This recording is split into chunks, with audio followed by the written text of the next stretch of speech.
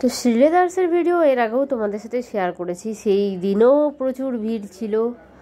আর আজ 1 বছর 2 বছর 1 বছর 1.5 বছর তো হয়েই গেছে, তারপরে আবার গেলাম।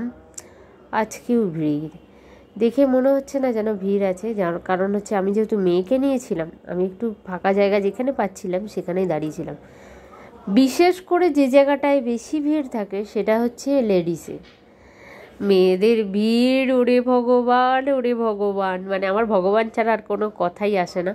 এই জন্যই আসে না, সত্যি কথা বলতে ছেলেদের জিনিসে যত না ভিড়, মেয়েদের জিনিসে ভিড় তত বেশি। আর যতই যাই বলো, আমরা কখনো একরকম মানে 5টা দেখে ওখান থেকে একটা বাঁচতে পারি না।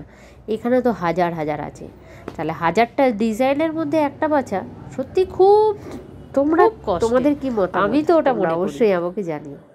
তো আমি দূর দিয়ে যতটা পারছিলাম তোমাদের ভিডিওটা তুলছিলাম। আমি এক সাইডেই বসেছিলাম। আজকে আমাকে বরের দায়িত্ব দিয়েছি, যেহেতু আজকে যাওয়ার পেছনে একটাই কারণ ছিল, আমার বরের জুতোটা ছিঁড়ে গেছে, তাই আর কি ওরই জুতো নেওয়ার ছিল। তো আর একটা সব থেকে ক্রিটিক্যাল আমার তো একটা প্রবলেম আছে, যেটা হচ্ছে এসির প্রবলেম।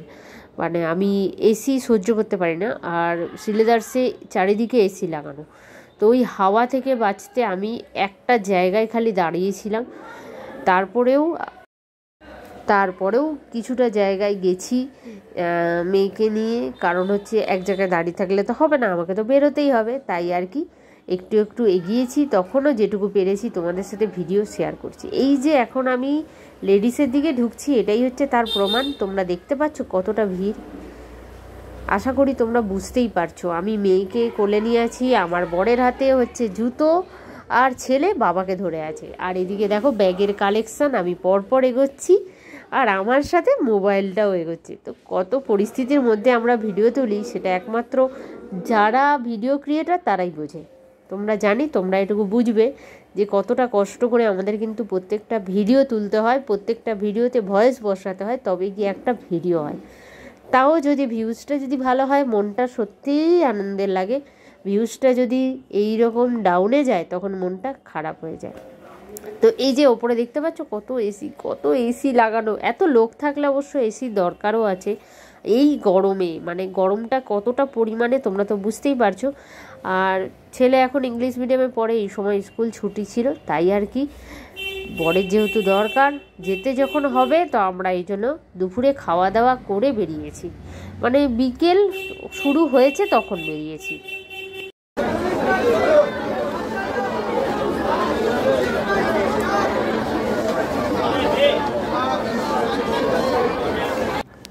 তো জুতো দেখতে দেখতে দেখতে দেখতে মাঝে মাঝে মোবাইলেও নড়ে যাচ্ছিল, কিন্তু তবুও আমি কিছুটা হলেও ভিডিও তুলে তোমাদের সাথে শেয়ার করেছি। তো এই চারিদিকে শ্রীলেদার্সের ঘুরতে ঘুরতে তারপরে গিয়ে আমরা একটা জায়গায় গেছিলাম, সেটাও তোমাদের সাথে শেয়ার করছি।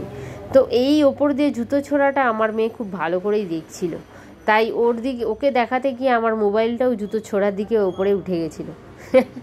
মোবাইলে ওই জন্য দেখাচ্ছিল যে সবার কানে একটা করে হেডফোন, আর ওপর দিয়ে কার কোন সাইজে জুতো লাগবে একটা একটা করে টপ টপ করে পাড়া হচ্ছে, এটাই হচ্ছে দেখাচ্ছিলাম। তারপরে তো জুতো নেওয়ার পরে আরেকটা লাইন, কি বলবো, লাইন কোনো জায়গাটা ফাঁকা থাকে না, চারিদিকে ওরা হচ্ছে অ্যাকাউন্ট খুলে রেখেছে, সেই জায়গায় গিয়ে লাইন দাও। একদিকে আমি ছেলেকে লাইন দিতে বলি, আরেকদিকে আমার বর লাইন দেয়, দুজনে দুদিকে লাইন দিয়ে চেষ্টা করে যাচ্ছে যাতে তাড়াতাড়ি হয়। তো ফাইনালি মোটামুটি আমাদের একটু সময় তো লেগেইছে ভালোই, মানে ওখানে ঢোকা মানে বুঝতেই পারছো অনেকটাই প্রায় সময় লাগে। তো এই করতে করতে একটু সন্ধে তো হয়েই গেছিলো, বিকেলবেলা যেহেতু বেরিয়েছি, বিকেল থেকে সন্ধে হয়ে গেছে। তো রাস্তার ভিডিও আর কিছু তুলিনি, ভেবেছিলাম এই ভিডিওটাও তোমাদের সাথে একটু শেয়ার করব না, কিন্তু তারপরে ভাবলাম না, এত কষ্ট করে এই যে ভিডিও তুলে ভাবি যে আমি শেয়ার করব না, তাতে কোনো লাভ হবে না। তার থেকে ভালো ইউটিউবে থাক, একটা স্মৃতি হিসেবে যখন ভিডিওটা কষ্ট করেছি তুলতে পেরেছি, তাহলে তোমাদের সাথে শেয়ার কেন করব না। তাই আর কি চটজলদি ভিডিওটা দিয়ে দিলাম।